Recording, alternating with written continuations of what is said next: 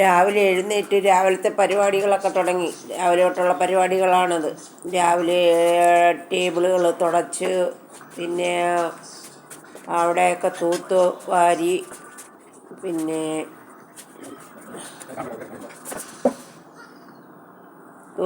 പിന്നെ രാവിലെ കഴിക്കാനുള്ള ദോശ ചുട്ടു.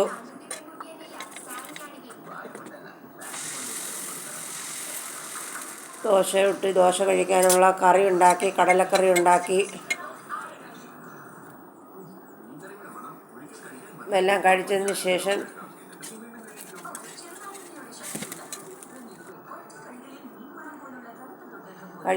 ഉച്ചക്കലത്തേക്കുള്ള പുളിശ്ശേരി ഉണ്ടാക്കി.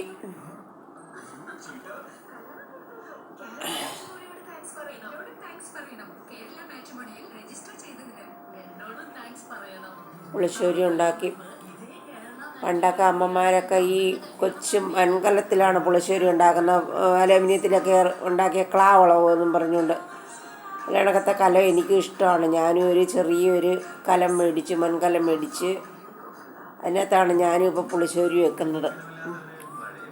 പുളിശ്ശേരി കടുവറുത്തിനെ ആ കൊച്ചു മൺകലത്തിലേക്ക് ഒഴിച്ച് വെച്ച് നനത്തിയെടുക്കാം. പുളിശ്ശേരിക്ക് കൂടുതൽ ചൂട് വേണ്ടല്ലോ.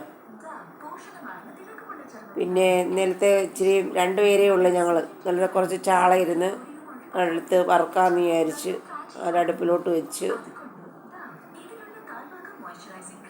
അത് വറുക്കാൻ വെച്ച്.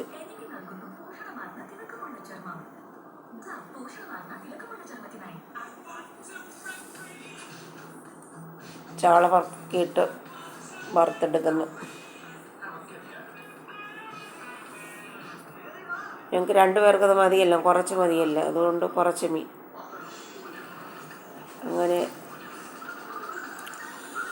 അങ്ങനെ ഇന്നത്തെ പാചകങ്ങളെല്ലാം കഴിഞ്ഞു. ഉച്ചക്കലത്തെ കാര്യങ്ങളെല്ലാം ശരിയായി. ഉച്ചക്കലത്തെ വിഭവങ്ങളെല്ലാം റെഡിയായി.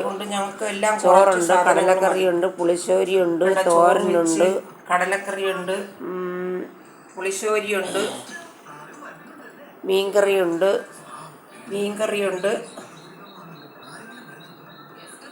ഇവിടുത്തെ ഉച്ചക്കലത്തേക്കുള്ള എല്ലാ കാര്യങ്ങളും ഒതുങ്ങി. വറുത്തതുണ്ട്, തോരനുണ്ട്, ചക്കത്തോരൻ, കുറേയൊക്കെ മതി ഞങ്ങൾക്ക്.